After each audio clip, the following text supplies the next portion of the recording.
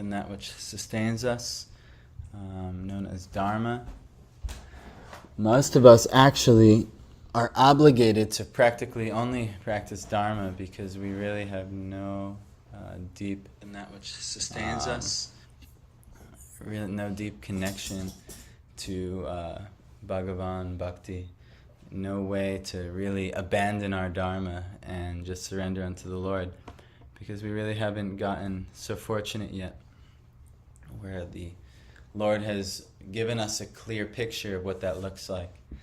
Has given us a clear picture, a revelation of His existence and our relationship therein. So, in the beginning, in that discovery process, we have to practice Dharma. We have to practice that which is right by the scriptures. And maybe we have an inkling that, when I follow these instructions in my life and I apply them, my life is far better. And then also, maybe the Lord is pleased, but in the beginning, it's because that's what's best for me, Most people are very foolish, and they try to have sense gratification, kama, before they have, even at wealth, artha, and then wants to speak of dharma. So these type of people, they might, take great pleasure in crude sex life, in eating all kinds of abominable things, intoxication, things like this, But because they didn't, they didn't even build wealth before trying to do that. Think maybe a homeless man who's using whatever little cash he gets on going to the liquor store and intoxicating himself with some beer, and things like that. Most of us can say, that's not very intelligent. He should maybe get a job, he should work, he should stay sober, and he should, and he could have a better quality of life. He'll enjoy more later. That's true, actually. But actually, what allows us to really even have the opportunity where wealth can be accumulated, even have the opportunity, to have nice facility for enjoyment, is actually Dharma. Dharma is the pillar. Religion. If you don't do that which is right by God, then not only will everything cause you suffering, but you'll make all kinds of mistakes. And in your mistakes, the aim was enjoyment, but ultimately what you get instead is all kinds of misery. So really, Dharma is the foundation of any type of religious process, spiritual process. If you're not practicing Dharma, you're in trouble in that activity, and you have to, adjust so that this is under the sanction of Dharma. So we're going to see in Kali Yuga, Dharma is under attack. Here, the personality of Dharma is under attack, and you're being an inhabitant of Kali Yuga, your connection to Dharma is always under attack. It's very easy to get out of the confines of Dharma. Very easy. So we have to, associate in this world properly. So we'll learn actually about this. Yesterday I was, just because we have to kind of backtrack, I kind of messed up the past class, or I gave the class, but I didn't put it on YouTube. So if someone's watching on YouTube, they'll have no idea how we got from one thing to another thing. And how we did that, that's another, but I'll just read some of the past verses we did. Maharaj Parikshit was conquering the whole world, different places he was conquering, and then he, wherever he visited, he continuously heard the glories of his great forefathers who were all devotees of the Lord, and also of the glorious acts of Lord Krishna. He also heard of he himself had been protected by the Lord from the powerful heat of the weapon of Ashvatthama. People also mention the great affection between the descendants of Vrishni and Pritha due to the latter's great devotion to Lord Keshava. The king, being very pleased with the singers of such glories, opened his eyes in great satisfaction. Oh, you guys can't read, huh? I have to put it on the TV. King, being very pleased with the singers of such glories, opened his eyes in great satisfaction. Out of magnanimity, he was pleased to award them very valuable necklaces and clothing. So everywhere that he went in his conquering, we mentioned this last time, he was greeted properly, and then he was told the glories of his relatives who were close associates of Krishna. Krishna just left the world not that long ago. So he was very pleased to hear this. Any devotee is going to be very pleased when he hears the glories of the Lord, and especially the devotees of the Lord, especially if he has intimate association with those devotees, which he does. So it's extremely glorious, because he's associated with the Pandavas.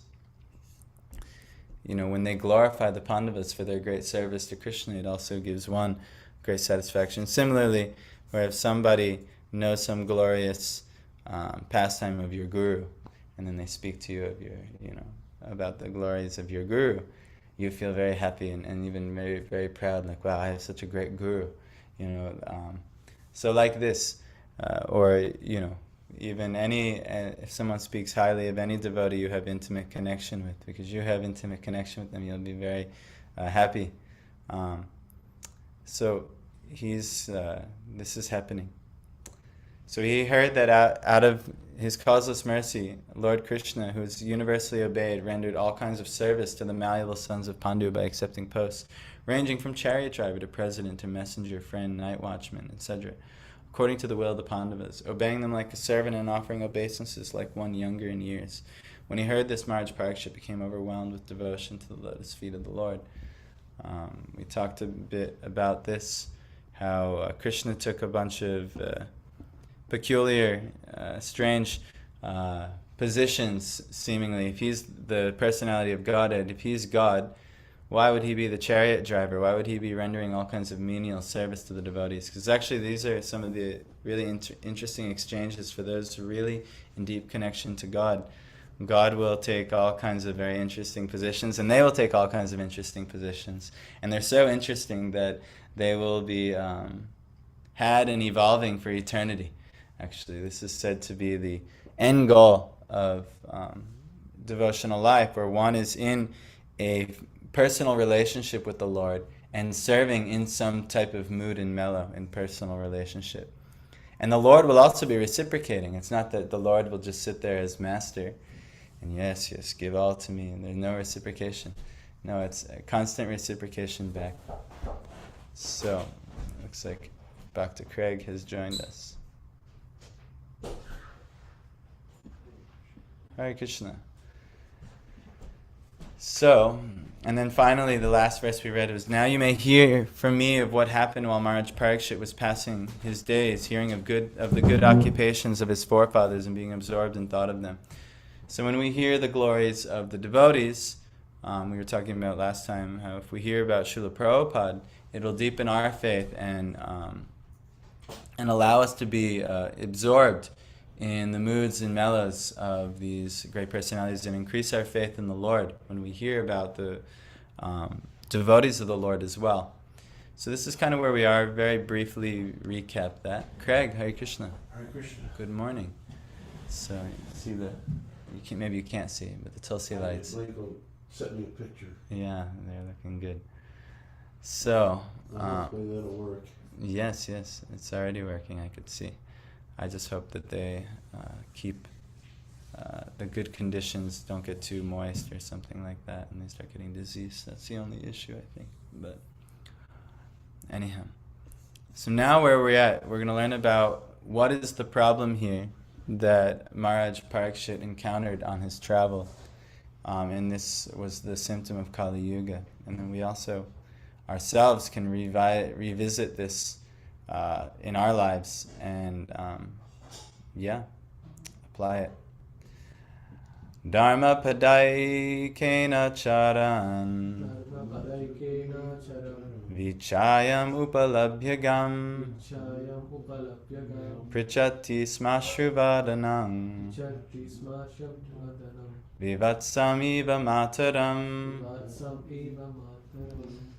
Dharma, the personality of religious principles. Pada, leg. Ekena, on one only. Charan, wandering. Vichayam, overtaken by the shadow of grief. Upalabhya, having met. Gam, the cow. Prichati, asking. Sma, with. Ashru Vadanam, with tears on the face. Vivatsam, one who has lost her offspring. Eva, like. Mataram, the mother.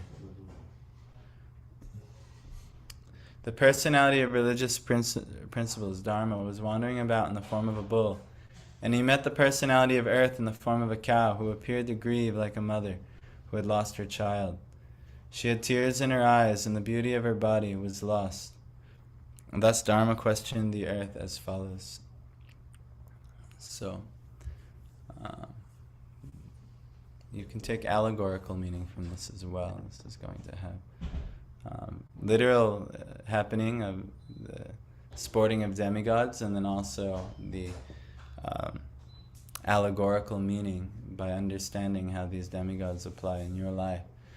So the bull is the emblem of the moral principle, and the cow is the representative of the earth. When the bull and the cow are in a joyful mood, it is to be understood that the people of the world are also in a joyful mood. The reason is that the bull helps production of grains in the agricultural field, and the cow delivers milk, the miracle of aggregate food values. The human society therefore maintains these two important animals very carefully so that they can wander everywhere in cheerfulness. But at the present moment in this age of Kali, both the bull and the cow are now being slaughtered and eaten up as foodstuff by a class of men who do not know the Brahminical culture. The bull and the cow can be protected for the good of all human society simply by the spreading of Brahminical culture as the topmost perfection of all cultural affairs. By advancement of such culture, the morale of society is properly maintained, and so peace and prosperity are also attained without extraneous effort. When Brahminical culture deteriorates, the cow and bull are mistreated, and the resultant actions are prominent by the following symptoms. So, if you take care of the cows and the bull, human society can prosper. If they're not taken care of, like now, then human society will have no chance of cheerfulness. Now, people try to take pleasure in eating the bull and the cow, and even putting we were talking about the horror of a cheeseburger or a cheesesteak, putting their own breast milk of the cow back on the murdered flesh of the animal and eating and taking great pleasure. And this is like a great pastime in America. People love to do this abominable, horrific type of thing. If anyone's watching online, yes, maybe you eat some cheeseburgers, but not good. It's not good. Because these animals are essential for human prosperity, and to turn on these animals, they're seen as like a father and mother to mankind, and to turn on these animals and slaughter them and put them in such hard conditions and then even eat, it's also, interestingly enough, red meat is considered carcinogenic even by the corrupt CDC, who has barely anything nice, anything good to say, but at least they're at least admitting this thing, that the red meat is carcinogenic, and it's the number one cause of death, which means causes cancer, and the number one cause of death in the world is heart disease. Heart disease can almost exclusively be eliminated by chiefly removing red meat. This is the number one cause of heart disease. But if you remove all meat, fish, eggs, and all the cholesterol-building foods, then completely finished altogether. There's no chance of heart disease. And this is the number one cause of death, actually. But, we cannot prosper. We cannot expect prosperity if the bull and the cow is mistreated. And so, especially in our life, we have to not eat bull and cow, and even better to not, yes. Isn't that also cause of a lot of the violence in the world? Yes. Karma is such that, if you... We eat the violence when we murder the animals. Yeah, and then we get ourselves implicated in violent situations and wars and things. I mean, you could see there's one religion in particular that is very adamant about eating meat, even religiously. Most people, and they're always finding themselves in different wars and warlike situations. This is how it goes. It's karma. If you survive off the suffering of others, then you yourself will suffer. As Jesus says, you reap the fruit that you sow what you reap, or you reap what you sow. Sorry. So you'll take in whatever seeds you've planted. So if you have lived in such a way where you cause harm unto others, then that same harm will come unto you. And so like this. So, but when Brahminical culture deteriorates, the cow and the bull are mistreated. So as the saintly path of the Brahmins, so the Brahmins are one who understand Brahma, or the transcendental sound. We just learned yesterday the first verse of the Bhagavatam. We chant part of it every day. Om Namo Bhagavate Vasudevaya. And then we were chanting Janmad Yasya Yaton Vayad Itaratas Charteshwa Bigya Swarad. And then it's Tene Brahma Hrida Adi Kavaye Muyanti Yatsurayaha Tejo Vara Mridang Yatha Vinimayo. I'm forgetting it. Yatra Tri Sargo Mrishas. And then it's Damna Svena Sada. Kuha. No. Yeah, na. Rats. It's right here, actually. I could just get it. Nirasta kuhakang satyang padang dimahi. And since it's here, I'll just pull it up. But Krishna, how does this relate? Krishna actually is the one who's Tene Brahma Hrida. He's giving that transcendental sound into the heart of the Adi Kavaye, or the original transcendental being, Lord Brahma. This verse is very nice. It describes Krishna in so many ways, and how he's actually Muhyanti Yatsurayaha. He's bewildering the demigods and the great sages. All of us are being bewildered by Krishna's energy. And how are we bewildered? Just like Tejo Vari Mridang. Just as fire and water and earth are actually seen within each other. Like if you think, when you're at sea, you think you see land. And when you're on the road on a hot day, sometimes you think it looks like water in front of you, and things like that. And like mirages, there's the illusions appear real in this world. And similarly, Vinimayo, the actions and reactions of our actions in this world. Yatra, whereupon the three modes of nature are acting. Mrisha, it's actually appearing factual. We get so enwrapped in the things of this world. Oh my gosh, I have to earn money, or oh my God, I lost money, or oh my gosh, I have to, complete all these things, and we have some big checklists for what our life, all our goals and accomplishments and things that are so prominent. But actually, it's by Krishna's illusory energy but he's operating all of it. But he's really what he is Damna Swena. He's all of his transcendental paraphernalia is self-sufficient, Sada, and it's eternal. And it's Nirasta Kuhakam. Nirasta means it's free. Kuhakam from illusion, yeah. And then that Satyam, or that truth, Param, that supreme truth, Dhimahi, we should meditate on. And, in the beginning it says, Janmadiyasya. He's from one whom, the birth, the sustenance of everything, and the destruction of everything is taking place. And he's directly Anvayad, and Itaratas indirectly, Chartheshwa Bigya, fully cognizant of all of the purposes of everything in existence. Surat, and he's fully independent.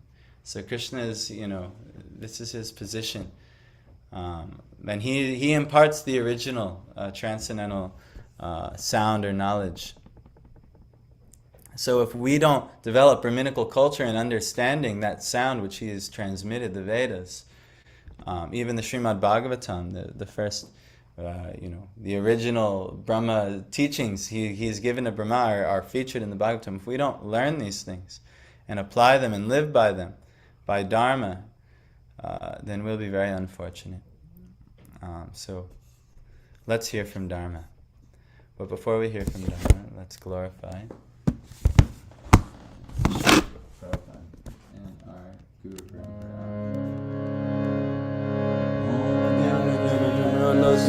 Jnananjana Shalakaya Chakshun Militanyena Tasmai Shri Gurave Namaha Shri Chaitanya Manobishtam Shapitam Yena Bhutale Kayang Rupa Kadamayang Vidati Swapadantikam Vandeham Shri Guru Shri Uta Padakamalam Shri Gurun Vaishnavangscha Shri Rupang Sagrajatam Sahagana Raghunath Advitam Tam Sajivam Advaitam Savadutam Harijana Sahitam Krishna Chaitanya Devam Shri Radha Krishna Paran Sahagana Lalita Shri Vishakam He Krishna Karuna Sindhu Dina Bandhu Jagatpate Gopesha Gopika Kanta Radha Kanta Namostute Abda Kanchana Gaurangi Radhe Vrindavaneshwari Vishabhani Sute Devi Paramami Haripriye Anchakapatubhyascha Kripa Sindhu Devacha Patitanam Pavanebhyo Vaishnavebhyo Namo Namaha Jai Shri Krishna Chaitanya Prabhu Nityananda Shri Advaita Gadadhara Srivasadi Gaura Bhakta Vrinda Hare Krishna Krishna Krishna Hare Hare Hare Rama Rama Rama Hare Hare Namo Namo Vishnu Krishna Kristaya Bhutale Srimate Bhaktivedanta Swaminiti Namine Namaste Saraswati Devi Gauravani Pacharine Nirvishesha Shunyavadi Pastitya Deshatarine.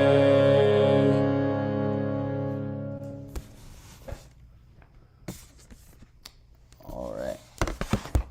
So, Dharma Vacha Kachid Bhadrenam Atmanaste Vichcha Yasim Layate Shanmukena Alakshaye Bhavatim Antaradhim Dure Bandhum Shochasi Kanchanamba Dharmuvacha. Dharma inquired, Kachit, whether, Bhadre, madam, Anamayam, quite hale and hearty. So, do it. What does hale mean? We have to look this up.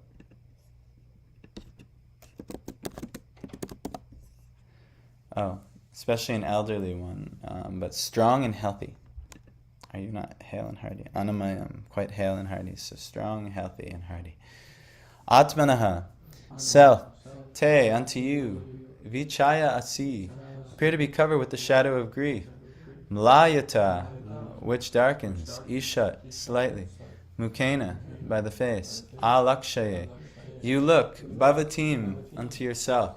Antaradhim, some disease within.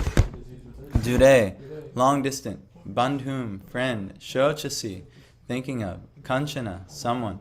Amba, O mother. Dharma, in the form of a bull, asked, Madam, are you not hale and hearty? Why are you covered with the shadow of grief? It appears by your face that you have become black. Are you suffering from some internal disease, or are you thinking of some relative who is away in a distant place? Purport. The people of the world in this age of Kali are always full of anxieties. Everyone is diseased with some kind of ailment. From the very faces of the people of this age, one can find out the index of the mind. Everyone feels the absence of his relative who is away from home. The particular symptom of the age of Kali is that no family is now blessed to live together. To earn a livelihood, the father lives at a place far away from the son, or the wife lives far away from the husband, and so on. There are sufferings from internal diseases, separation from those near and dear, and anxieties for maintaining the status quo. These are but some important factors which make the people of this age always unhappy. So these are some things: internal disease, relatives being displaced. Nowadays, you practically can't even live with your relatives. I mean, because there's so much fighting and conflict and this, that, and the other. And even when you're a devotee, the relatives, because they're not so also trying to become devotees, almost certainly that's not the case, especially if you're born in the West. Then even living with them is very disturbing for you and for them. So it's naturally being separated from relatives, it naturally makes one unhappy, and then also suffering diseases makes one unhappy. So he's asking, why are you unhappy? Have these things happened to you? Pader nyunang shochasi maika padam Atmanang va vrishale boksyamanam Aho suradin hritayagya bhagan. Come on down, no problem. Good morning. Praja utasvin magavatya varshati. You can go through, no problem. Yeah. Thanks for staying. Oh, yeah. I saw you're going to be staying again. Yes, I will. No problem. Yes. I'm bring Okay, padai, by three legs. Nyunam, diminished. Shochasi, if you are lamenting for that. My, ekapadam, only one leg. Atmanam, own body. Va, or Rishalai, by the unlawful meat-eaters. Bokshamanam, to be exploited. Aho, in sacrifice. Sura Adin, the authorized demigods. Krita Yagya, devoid of sacrificial. Bhagan, share. Praja, the living beings. Uta, increasing. Svit, weather. Magavati, in famine and scarcity. Avarshati, because of rainlessness. Translation. I have lost my 3 legs, and am now standing on only one. Are you lamenting for my state of existence? Or are you in great anxiety because henceforward the unlawful meat-eaters will exploit you? Or are you in a sorry plight because the demigods are now bereft of their share of sacrificial offerings, because no sacrifices are being performed at present? Or are you grieving for the living beings because of their sufferings due to famine and drought? Yes. Who is speaking here? Dharma is the personality of Dharma in the form of a bull. I've often heard that Yamaraj is the personality of Dharma, so maybe he's taken the form of a bull, and he is speaking and also being abused. So he himself lost 3 legs, and I'm only standing on one. And he's asking the earth if she's lamenting for him. Are you in great anxiety because the unlawful meat-eaters will exploit you? Are you, this is also the nature. If one eats meat, you're already naturally an exploiter. You exploit, because eating meat is the ultimate exploitation, where you're exploiting the life of other beings, conscious living beings, for your own the satisfaction of your tongue. So naturally, being fueled by such exploitation, then the whole world is for your exploitation. So he's saying, those who are acting in this way, are you in anxiety because they're going to exploit you? So And then he says, are you in a sorry plight because the demigods are now bereft of their share of sacrificial offerings, because no sacrifices are being performed at present. This is another thing, because people become very exploitive, exploiting. They don't do any type of sacrifices unto the Lord anymore, because it gets in the way of everything should be sacrificed unto them. So here every day we have some type of sacrifices we offer, and people are so foolish and also selfish that, they can't, they've got their own program, they don't have a program for the yagyas for the Lord, sacrifices for the Lord. They have their own things they got to worry about.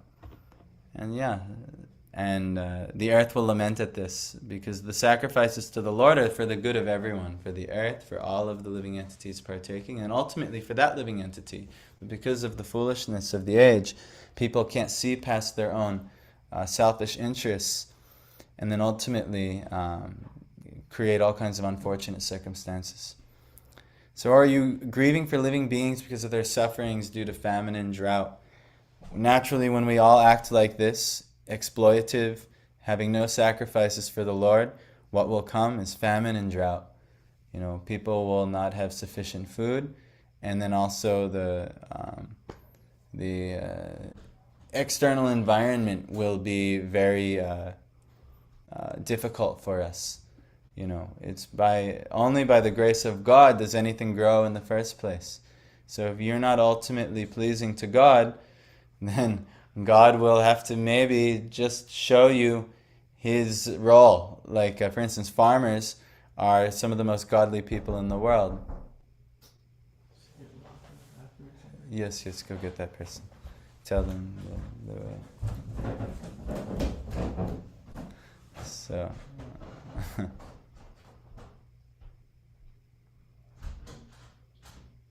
Vaishyas.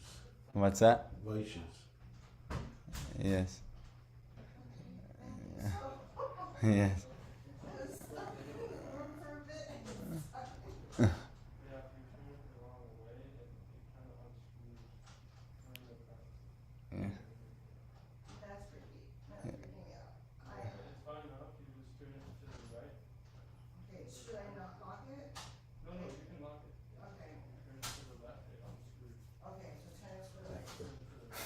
So yes, we're always having problems here. So anyway, so are you grieving for living beings because of their sufferings due to famine and drought? So, yes, these are the natural conclusions.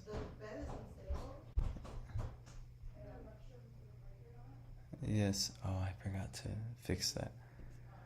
So with the progress of the age of Kali, four things particularly, namely the duration of life, mercy, the power of recollection, and moral or religious principles will gradually diminish. Since Dharma, or the principles of religion, would be lost in the proportion of 3 out of 4, the symbolic bull was standing on one leg only. When 3/4 of the population of the whole world become irreligious, the situation is converted into hell for the animals. In the age of Kali, godless civilizations will create so many so-called religious societies in which the personality of Godhead will be directly or indirectly defied. And thus, faithless societies of men will make the world uninhabitable for the saner section of people. There are gradations of human beings in terms of proportionate faith in the Supreme Personality of Godhead. The first class faithful men are the Vaishnavas and the Brahmanas, then the Kshatriyas, then the Vaishyas, then the Shudras, then the Mlechas, the Yavanas, and at last the Chandalas. The degradation of the human instinct begins from the Mlechas, and the Chandala state of life is the last word in human degradation. All the above terms mentioned in the Vedic literatures are never meant for any particular community or birth. They are different qualifications of human beings in general.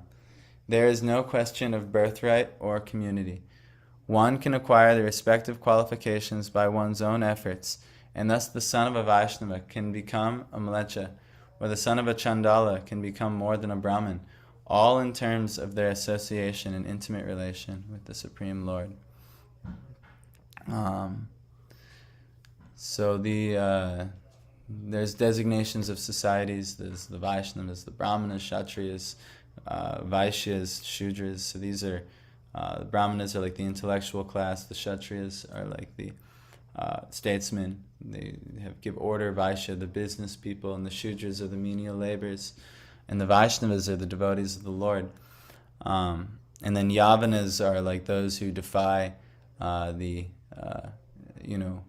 basic principles. Mlechas are those who eat meat, actually. Most people are mlechas now in the Western and most of the world. And at last, the Chandalas are like the outcasts of society. Like Dog eater? it does mean dog eater, but it would mean people who have such abominable habits, they're outcasted. So maybe they're put in prison or something like this. So, it's okay. I have to do something about the library again. Yeah, my wife told me about it. I didn't even know. Yeah, I forgot. I'm an idiot. Anyway, yeah, just the more material things to worry about. I'll do it right after this. So the degradation of the human instinct begins from the mlechas, and the Chandala state of life is the last word in human degradation. All the above terms mentioned in the Vedic literatures are never meant for any particular community or birth. So, you're not like, if you're born in a family, you might have a good chance of also adopting those habits, but you yourself aren't that same thing.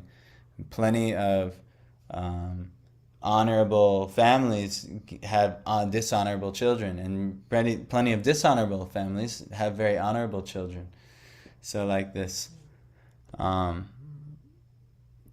It's by quality and it's not by birth. This is, Prabhupada is blaspheming the caste system by birth.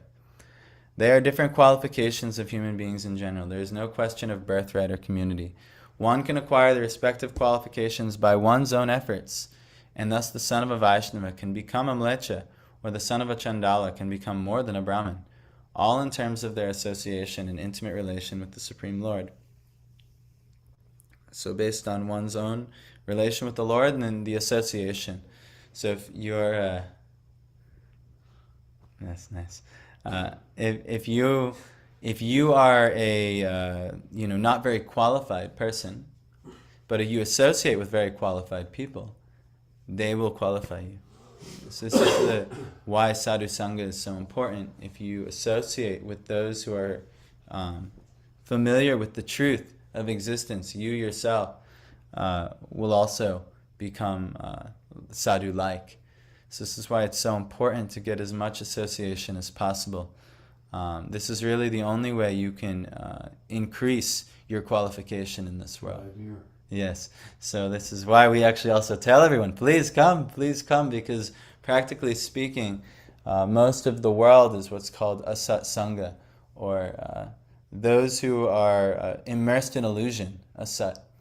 And so when you associate with those who have also have associated with those in truth, have associated with the truth, satyam param dhimahi, that supreme truth, to be meditated on, which is the Supreme Lord, then you yourself can exist in truth. Actually, I was just there's a song by Raghunath Das Goswami, the Manashiksha, and on the fourth verse, it's asadvarta veshya visrija mati bhavit mat asadvarta veshya visrija mati sarvasva harini. What that means is asat, untruth, or talks of the illusions of this world, the things that don't have to do with the ultimate truth, are varta. Varta is like talks coming from the mouth, and Vaishya is like a prostitute. So like the prostitute of mundane talking that exists in our life. And then what has he said? Visraja, you should abandon this prostitute. And ultimately, what does that prostitute do? Mati, your intelligence, your consciousness, sarvasva, which is the greatest wealth that you have, like the greatest wealth, which is your intelligence. Harani, she plunders it, she steals it. So when you associate with mundane talks and asat, or those who speak mundane talks, and you partake in it, it just plunders your intelligence. And so, I mean, this is Raghunath Das Goswami, but it's true. I mean, this is the Vedic conclusion. It's so important who you associate with.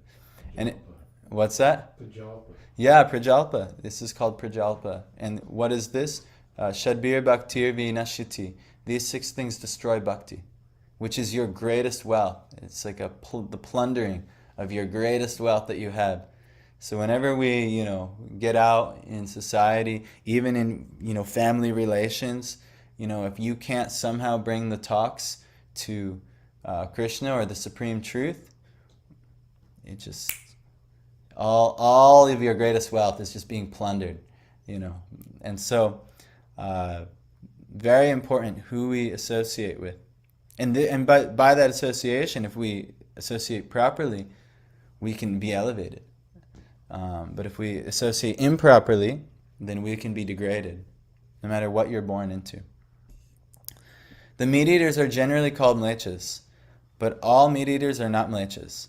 Those who accept meat in terms of scriptural injunctions are not mlechas, like those who follow, like, say, kosher, or even the Muslims might follow halal or things like this. Prabhupada saying are not mlechas.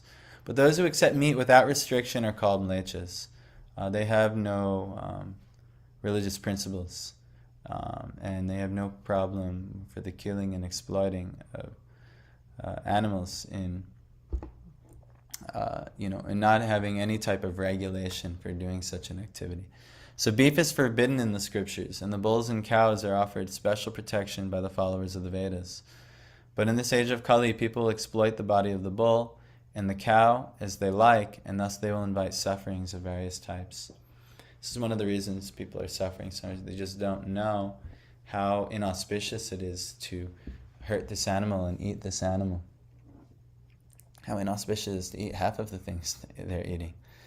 I mean, even if you go to a gas station, all of the so-called food in the gas station, it's like 90% poison, and that's not to speak what about, beef jerky and things, that's one thing. But the rest of it, it's just like, just different chemicals and poisons and things, and people are consuming these things, The convenience stores, everyone is consuming from these places. It's very unfortunate.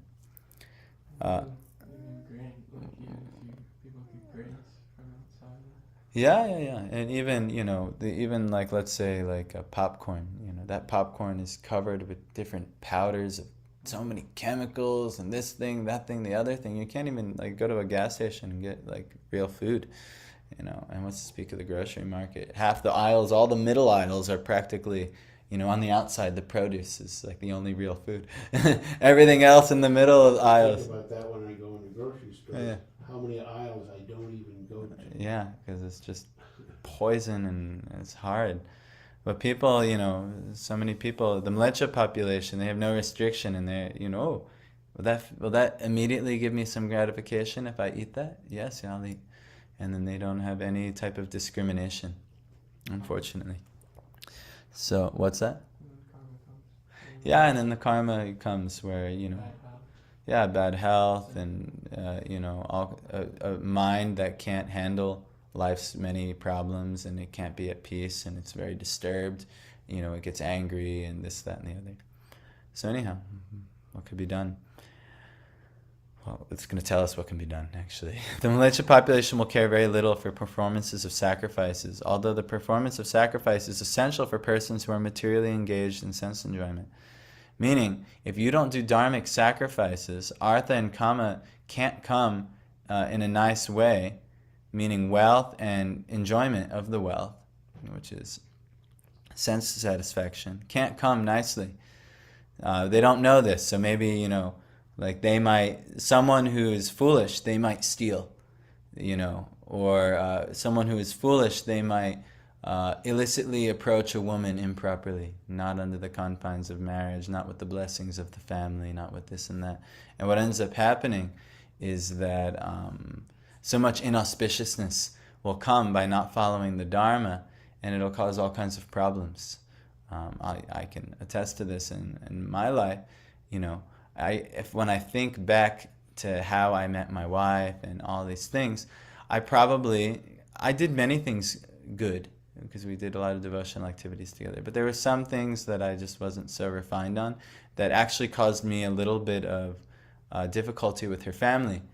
And if I would have been, a little bit more refined of a person, I would have done things differently and got off to a better start with her family. So this is, and I would have had a better, happier relationship with her in turn.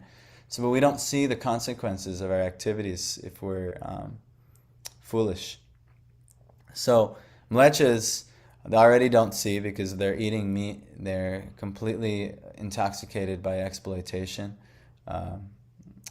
And practically, any type of yagya is not going to be attractive to them at all, even though it's totally in their best interest. That's why every day here we're doing yagyas. And in the beginning of bhakti, even though we don't have pure bhakti, it's not like we have ahaitukya pratihata bhakti. But in the beginning, even if you just have a little bit of intelligence, if I please the Lord, then everything, in the Bible, they say, give us this day our daily bread. This is understood as practices of Dharma. Our Father who art in heaven, hallowed be thy name, thy kingdom come. And you go through all of the proper ways of acknowledging the Lord, and then knowing that my daily bread will also come from that. So this is actually Dharma. Without Dharma, it's the foundation of Artha and Kama, wealth and proper enjoyment in this world. So if you want even these things, do Dharma, do Bhagavat Dharma, everything is taken care of. But we can lose sight of that. I lose sight of it. I do the morning program with you guys, and I'm like, yes, I got it. And then when I get to my daily activities throughout the day, sometimes I forget the teachings of the morning program, and shrameva hi kevalam. I waste my life. I'm like, why the heck did I waste so much time doing this thing or that thing? But yeah, this is why we have to. It's a repeated practice to eventually get it through our thick skulls that no. This is how you're gonna properly enjoy. This is how you can properly be happy, and this is how everyone could be happy, and ultimately, this is how the Lord will be happy. So in the Bhagavad Gita, performance of sacrifices is strongly recommended in 3:14-16. The living beings are created by the Creator Brahma, and just to maintain the created living being progressively toward the path back to Godhead, the system of performing sacrifice is also created by Him. The system is that living beings live on the produce of grains and vegetables, and by eating such foodstuff, they get vital power of the body in the shape of blood and semina. And from blood and semina, one living being is able to create other living beings. But the production of grains, grass, etc. becomes possible by rain, and this rain is made to shower properly by performance of recommended sacrifices. So it's by the sacrifices we can expect the blessings of the higher forces that are going to give proper nourishment to the crops and so on. Such sacrifices are directed by the rites of the Vedas, namely Sama, Yaja, Rig, and Atharva. In the Manusmriti, it is recommended that by offerings of sacrifice on the altar of fire, the sun god is pleased. When the sun god is pleased, he properly collects water from the sea, and thus sufficient clouds collect on the horizon, and rains fall. After sufficient rains fall, there is sufficient production of grains for men and all animals, and thus there is energy in the living being for progressive activity. The Mlechas, however, make plans to install slaughterhouses for killing bulls and cows, along with other animals, thinking that they will prosper by increasing the number of factories and live on animal food without caring for performance of sacrifices and production of grains.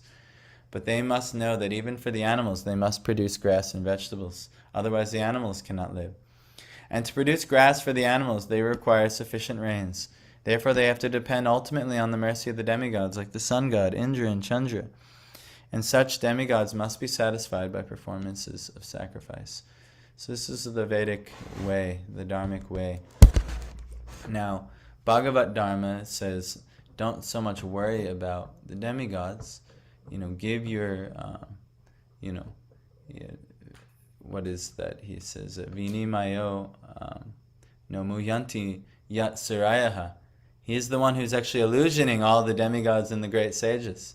Water the roots. Yeah, if you water the root, if you offer your yagyas unto the Supreme Lord, then everything is taken care of. But we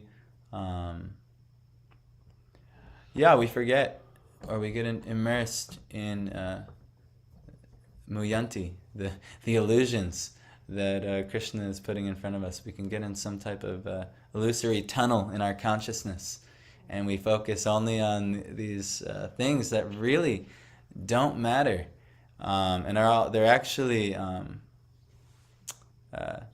Trisarga Mrisha. They're just the modes of nature acting, and Mrisha, it appears factual. It's not actually, it's not reality. It's not like the eternal truth.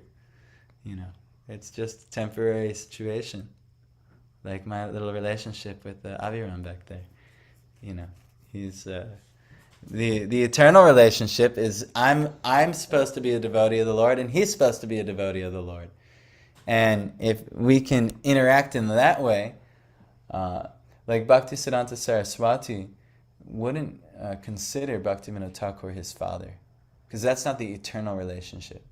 That was just the temporary relationship that he fathered him in this lifetime.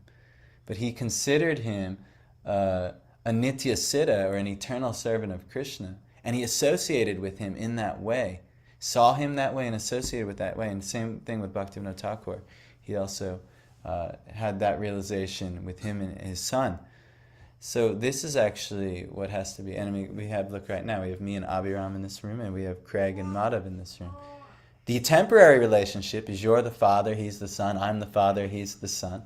But the eternal relationship is that you're both devotees of the Lord.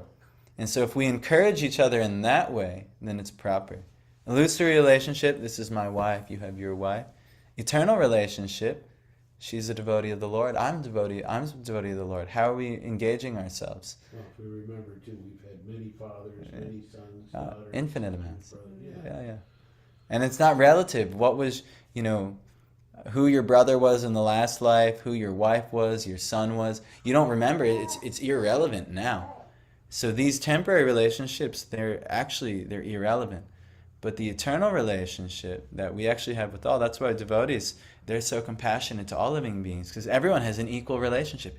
Oh, and even like we caught a little mouse in the kitchen today, Even he's a little servant of the Lord. He's displaced a bit. He got stuck in a rough body.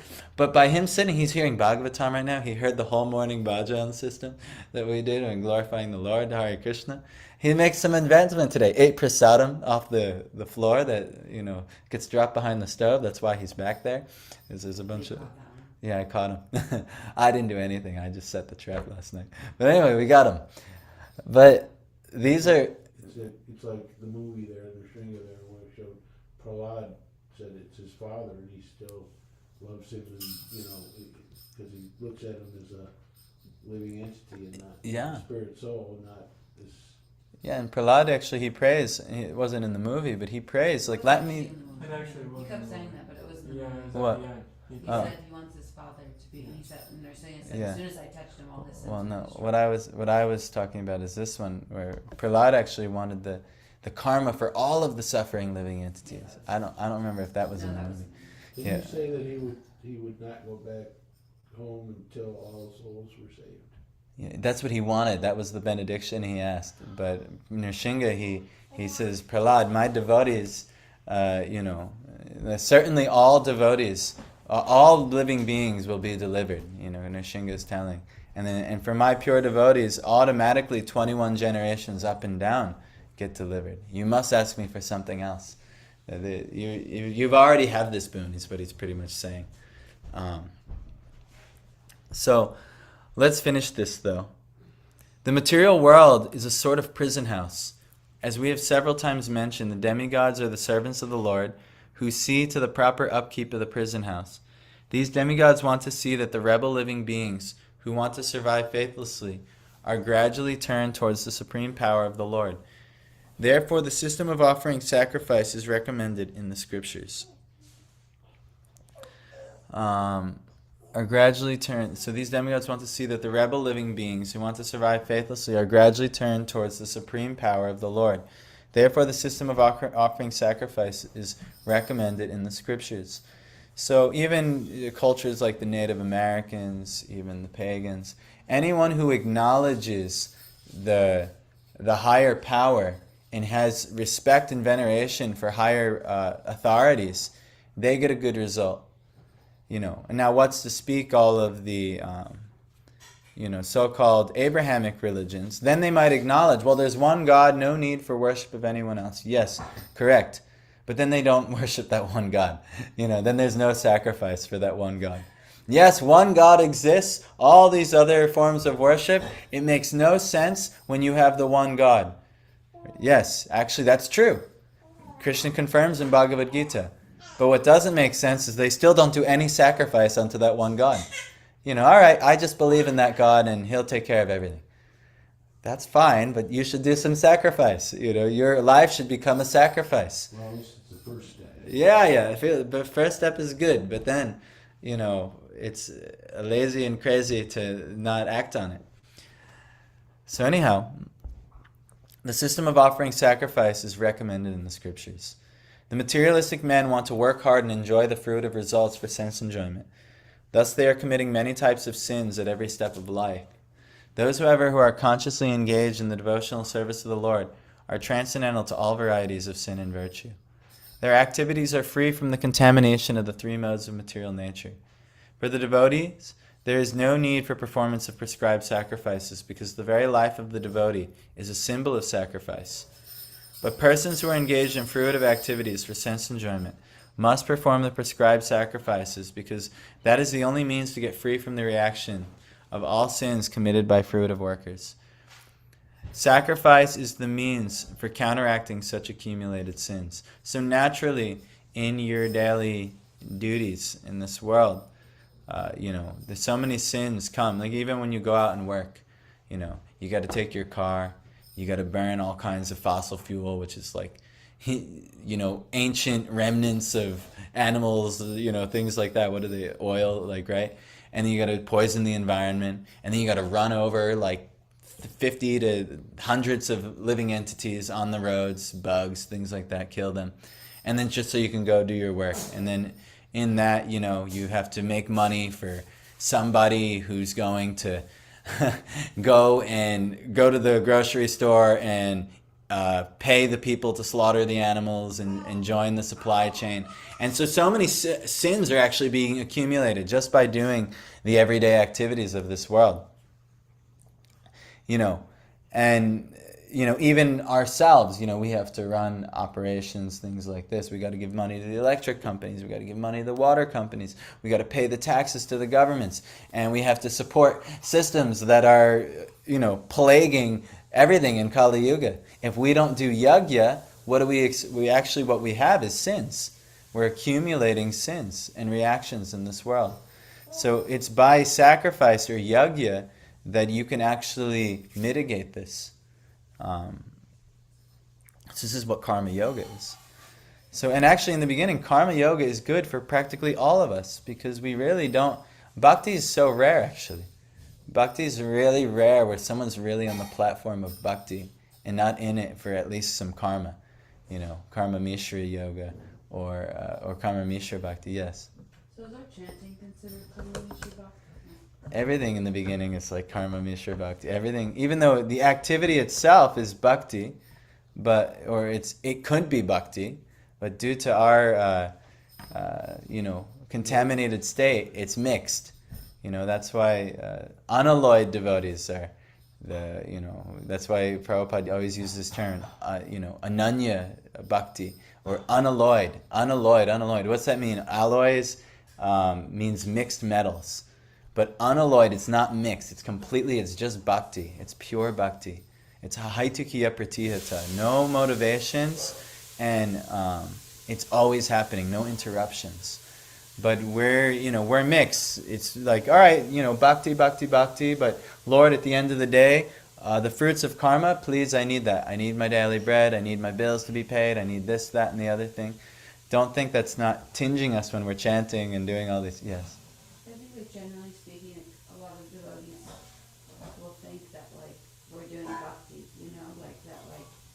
generally speaking, I think, because maybe people, like, we're not going so deep, so we're thinking, oh, well, like, I'm chanting, I'm offering prasad, like, all these things are bhakti, but actually it's still karma mishra bhakti, yeah, because we're really just trying to, like, we think we're doing bhakti, but there's so many hidden desires of, like, well, you know, this and that, and it's not, like, the people that are actually doing bhakti are, like, very rare and very, like, high elevated souls that are coming, and yeah. Yeah, I mean, well, this is mentioned in the tiers of bhakti. The fruits, there's 6 fruits of bhakti. I only worry about 2 fruits because the 2 fruits come when practicing sadhana bhakti. Now, if these things aren't even there, then you haven't even got sadhana bhakti down. And that's kleshagni, the removal of miseries, and shubdada, all auspiciousness arising in your life. If you're still dealing with all kinds of miseries, and if you don't have all auspiciousness surrounding you at every turn, then even sadhana bhakti is not happening. That's practice bhakti. It's a process. Yeah, and it's a process.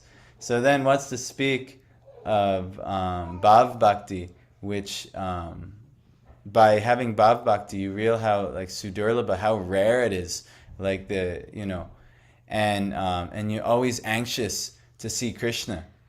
That's a symptom of bhav bhakti. You have such a deep taste for all of the activities of bhakti, and you're just so anxious to see Krishna, and how rare that is. But the rest of us, we're just doing sadhana bhakti. We're like, all right, I'll do something for Krishna, but at the end of the day, please make sure the bank balance is fine.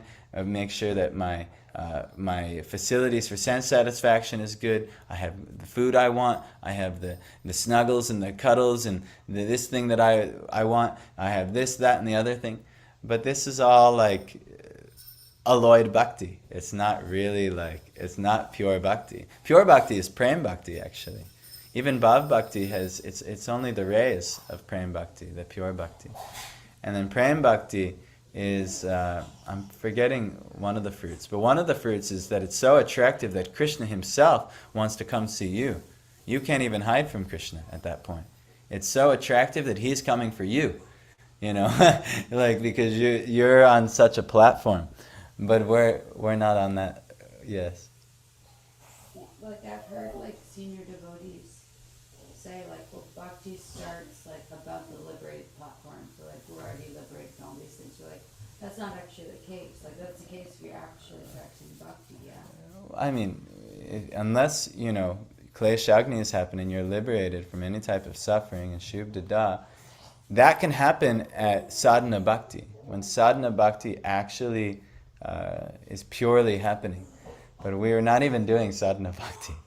We're not even. You could say there are many misconceptions kind of that are Oh yeah, I mean, being just around. being propagated, but just look in your own life. And you say, oh, I'm a bhakta, I'm running a bhakti yoga center, this and that, and We then often told these things, yeah. Seniors and other devotees, it's Yeah, a but common these thread. are, Dialogues. but this is just, if we consult with the words of our acharyas and the words of the Bhagavatam and the scriptures and stuff, you'll realize that actually there's a lot of, in the neophyte stage of everyone who's practicing in that stage, there's a lot of misconceptions. So, but We need to remain humble. What? We need to remain humble. Yeah. We need to remain humble, and then we also have to, be submissive and properly hear. If we don't hear the Like actual you said conclusion. about the zero vision. Yeah. We really don't see. Yeah, we don't see very clearly at all. We have practically no vision. But if we sincerely study the scriptures and we sincerely associate with the most authoritative and pure Vaishnavas that we can recognize with our vision, this will help. And then they'll help expand our vision. But To the degree that you're sinful, you can't even see that. No. yeah, but there's no. Yes, but there's some hope, because devotees are very compassionate, so they're always working in your best interest. To even us here in Syracuse, if we want to help the people of this place, we have to be almost transcendentally tricky. How can I help this person? How they're so sinful that they can't appreciate anything. They can't appreciate anything good for them. They only can walk the path of inauspiciousness, of trying to enjoy the senses of this world. And they don't care about any sacrifice. But how could we help get in their way and just give them something, whether it's a little bit of prasad and things like that? And the devotees, they're very compassionate on others. So let's just finish this one last paragraph and then we can end today. The materialistic men want to work hard and enjoy fruitive results for sense enjoyment. Thus they are committing many types of sins at every step of life. Those, however, who are consciously engaged in the devotional service of the Lord are transcendental to all varieties of sin and virtue. Their activities are free from the contamination of the three modes of material nature. For the devotees, there is no need for performance of prescribed sacrifice, because the very life of the devotee is a symbol of sacrifice. The persons who are engaged in fruitive activities for sense enjoyment must perform the prescribed sacrifices, because that is the only means to get free from the reactions of all sins committed by fruitive workers. Sacrifice is the means for counteracting such accumulated sins. The demigods are pleased when such sacrifices are performed, just as prison officers are satisfied when the prisoners are turned into obedient subjects. That's why your sentence will be lessened in good behavior. This is like a well-known phenomenon in prison. Unless you did something atrocious, your sentence will be lessened with good behavior. Lord Chaitanya, however, has recommended only one yagya, or sacrifice, called the Sankirtan yagya, the chanting of Hare Krishna, in which everyone can take part. Thus, both devotees and fruitive workers can derive equal benefit from the performances of Sankirtan yagya. So in this age, the best thing you can do is, no matter how mixed you are, or no matter how pure, is to do some type of process for Sankirtan yagya, coming and in association. This is Sankirtan, hearing the glorification of the Lord, but also we should also have a regular chanting practice as well. We should have a regular yagya. We come, like every morning, we're doing bhajans and we're chanting Hare Krishna. We should do that thing if we can too. That would be very nice. We have programs where the whole thing is a yagya. We're doing a yagya to come and gather the people of this place and do a yagya and all do Sankirtan together. And every time we leave a program, we all feel refreshed and inspired if it's done properly. So this is our this is our process. We should mold our life in such a way that we can do as much Sankirtan yagya as possible. Every day we're going out. We're setting up a book table, giving people the opportunity and giving yourself the opportunity to practice kirtan, telling random strangers so that you're just meeting whatever little thing that you think could benefit them. That's kirtan, actually. So even supporting that, I think, is important. Of course. That's where I come from myself. Yeah. I may not be able to go out and do books and all that, but if I can help facilitate you so that you can do that. That's perfect. Serving the servant of the servant. Yes, that's absolutely, not everybody is going to be able to be a smooth talker. Not everybody is able to, be an excellent singer. Not everybody is going to remember all of the Bengali verses. It's not so much that. Yeah. It's my level of advancement that I look at. Yeah. The body I'm in that I have to deal with. It is a process. Yeah.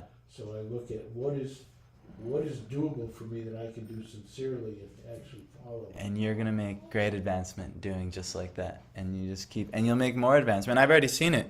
I was telling someone not that long ago, but how you guys started coming. New dad and son, you were telling. Yeah, I was telling Matt and River, when we, and they reminded me of you guys because they're like a father and son. But they're a bit more new. You guys had some background already. But I just remember when you first started coming, just how quickly the advancement started happening. But it was a process. It took time. Madhav, Michael at the time, still had like a lot of, his own things and I don't need to go to the temple that often and things like that. But it takes time just to let it. Well, actually, he was the one that pushed me. Yeah. He wanted to come right in. Yeah. So that it happened in the beginning. We don't necessarily you prioritize things. Too, you're saying that the son, it delivers the father. Yeah. You're seeing And he was agreeing, like, yeah, he's already delivered me from being a, Yeah, he was mentioning how his son had, just by his appearance in his partner's womb, his son inspired him to get off some really nasty habits that he had built up over some time. So yeah, just similarly, with you guys, Madhav is, doing so much, and it's pulling you deeper. But in the beginning, you were the one who ignited him in this lifetime. So it's reciprocal. But these are yagyas. Everything we're doing, all benefits coming from Sankirtan Yagya in this age. So what can we do to facilitate Sankirtan Yagya? If you're in a older body and maybe you just have a little bit of resources or wisdom or things that you can help, that's perfect. If you're in a younger body and you can use a lot of your time and your energy in this, great. Or if you're in a body that's dealing with a lot of professional things and you don't have so much time, you have whatever you can spare in Sankirtan Yagya, great. So we have to, this is should be our emphasis. How is Sankirtan Yagya going? How can we do Yagya? Where the monotheistic religions, we don't necessarily have to do every type of puja for the demigods and worry about, this demigod for this thing and this demigod for this thing, this demigod this thing. It's all coming from one Lord. But you still have to do yagya. That's still the process. Strongly recommended in Bhagavad Gita. So where's the yagya? In your life, we have Nam Sankirtan. There's the, what is this? It's Tanamarupa Charitadi Sukirtananu Smrityo Kramena Rasana Manasini Yoja Tishtan Brajeta Anuragi Jananugami Kalang Nayeda Kilamityupadesha Saram. What this verse is saying is the name, that name, form, Charitadi is the character and pastimes and teachings. Sukirtananu should be gladly, happily chanted. You should always be chanting the names, forms, qualities of Krishna, always on the tongue, or hearing the chanting, or you yourself chanting.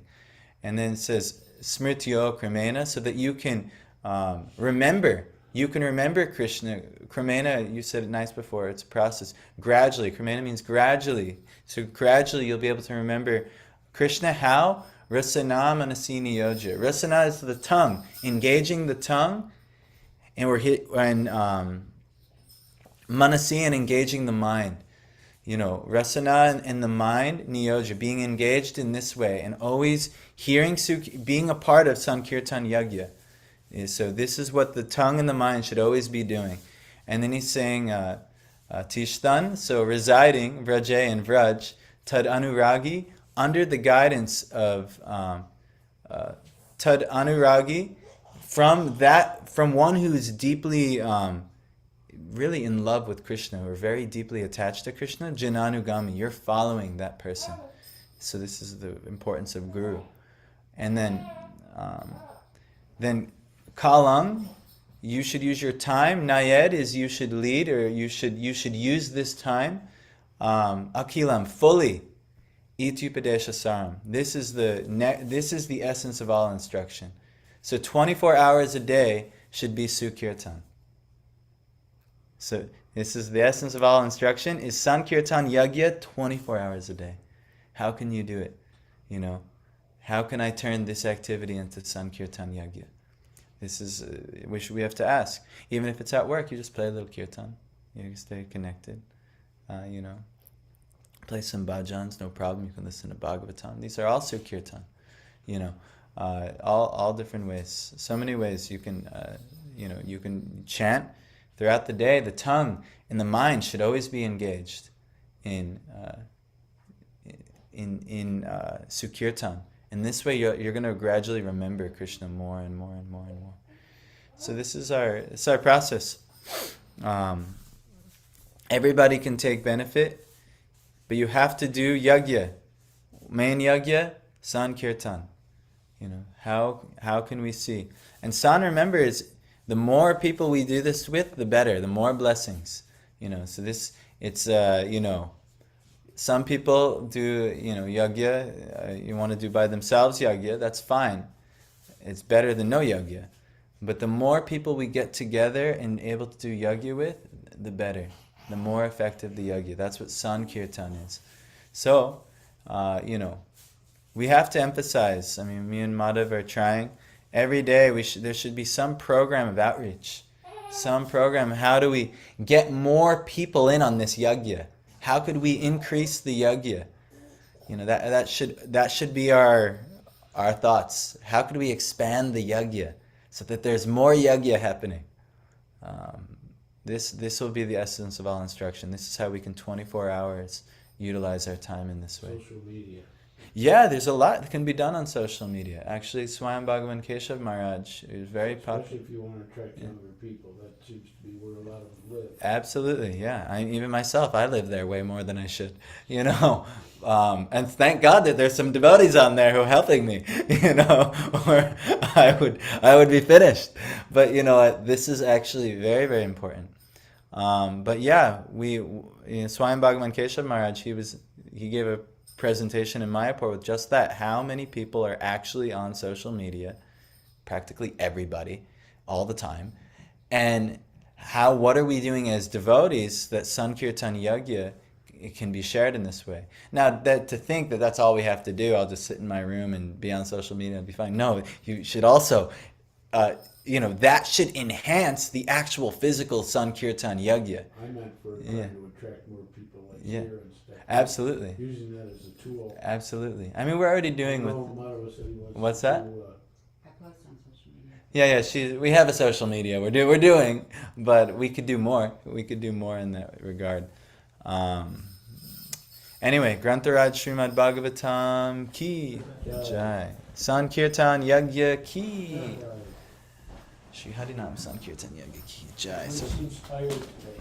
Yes, we're struggling as an ashram. I'm tired myself. Yeah, But I really wanted to come today.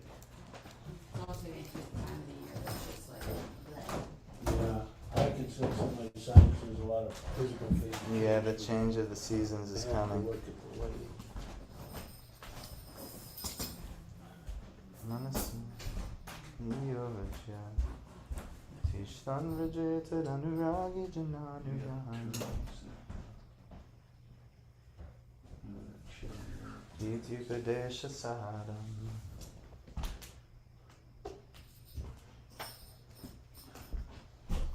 Madhupu